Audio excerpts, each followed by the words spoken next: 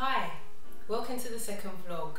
For those of you that haven't watched the first vlog, I'm Antoinette and I've started to do this as an action to face my fear. As previously mentioned and known to a lot of people, I suffered low self-esteem for many years. I had a good front, a good cover up, but I still suffered it, and I'm now trying to positively impact others as I build up my confidence. It's a journey and I'm encouraging you to come along with me, sharing your suggestions, tips or experiences as well, as it will benefit us as we learn and grow together.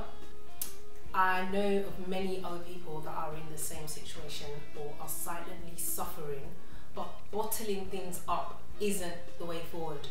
Try and find someone to confide in. People and relationships are around us for a reason. They're there as a great tool to help us, and they can help you progress to the next stage. So maximize what you have. I've made the decision that I will no longer be a victim to people's actions. If I hear a negative comment, I refuse to let that affect my emotions or change the way I feel about myself.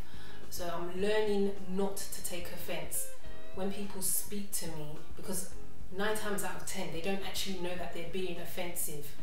And it's easier said than done, but I'm going to continue to pray for God to help me, because it's easy to slip back into the old mindset. If I hear something, it's easier for me to just feel low about myself or the way I look. So yeah, I got a comment last week from a viewer saying that she couldn't possibly understand how I could suffer from low self-esteem, especially as I was thin, and everyone wanted to be thin. No one wanted to be fat, so what was my problem? And I think the problem is the negative stigma that was attached to me being thin. I would get the odd compliment, but it was mainly statements like, you need to start eating, or doesn't your mother feed you? And things like, how are we going to help you put on weight? That type of thing. So in my mind, particularly from the cultural background that I have, being thin was not something to be proud of, and it wasn't associated with anything positive. So maybe I should just move over to Hollywood, where I know I'm not going to get as much stick for being thin as I do over here. But my point is, low self-esteem is not just to do with weight. It's not just a weight issue or people that are fat or larger that suffer low self-esteem. No, anyone can suffer low self-esteem. There's a number of different factors that can lead to suffering low self-esteem. What baffles me is that you don't hear people going around to someone that's much larger saying, oh, you're so fat, what are we going to do to help you shed that weight? No, that doesn't happen. So why is it justifiable for someone to come up to someone that's thinner and make certain comments? Just a thought, possibly the society we live in and how things are. But enough of my ranting. I'm not having a dig at you. Please know that I'm not having a dig at you. I'm just saying it doesn't have to be a weight issue. There's other factors involved in low self-esteem, and it's not just people that are larger that suffer low self-esteem. Anyone can suffer low self-esteem. What I'm going through emotionally and psychologically is exactly the same as what someone else is going through who is much bigger than me. So anywho, keep the comments coming in, it's all love. This week I've been feeling really great. I've had this positive vibe around me, which was stark contrast to how I was feeling last week. Last week was just like an emotional roller coaster. Apologies, sorry. I'm on this peanut butter fad. I blame it on my manager. Ever since she told me that peanut butter helps you put on weight, that's it. Most people drink tea and coffee. I'm here eating peanut butter, but apologies for that.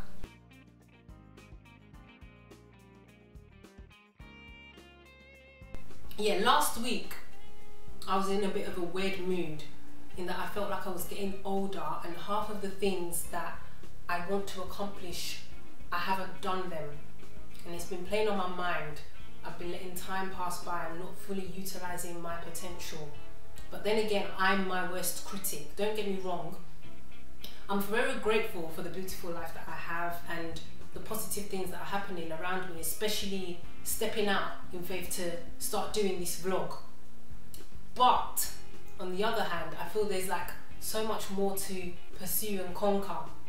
And if I'm really honest with myself, I think it's down to procrastination. I procrastinate a lot. It's become habitual for me. And I know for a surety that it's ultimately stopped me from doing a lot of the things that I could have done, because I find myself being stuck in a rut with less important things when really and truly I should do what is at hand and what I know I should do.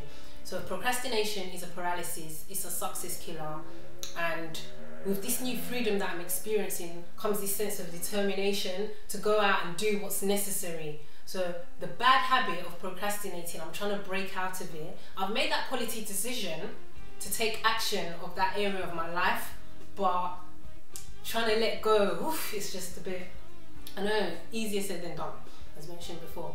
So let me know if you've been through that, if you've experienced procrastination and you've managed to overcome it. I'd really like to know what you did, because reviewing my past, which I've been doing lately, and questioning some of my behaviour, I've seen that it is mainly down to fear. The habit of procrastinating, or me getting into the habit of procrastinating, is down to me being afraid of taking the next step.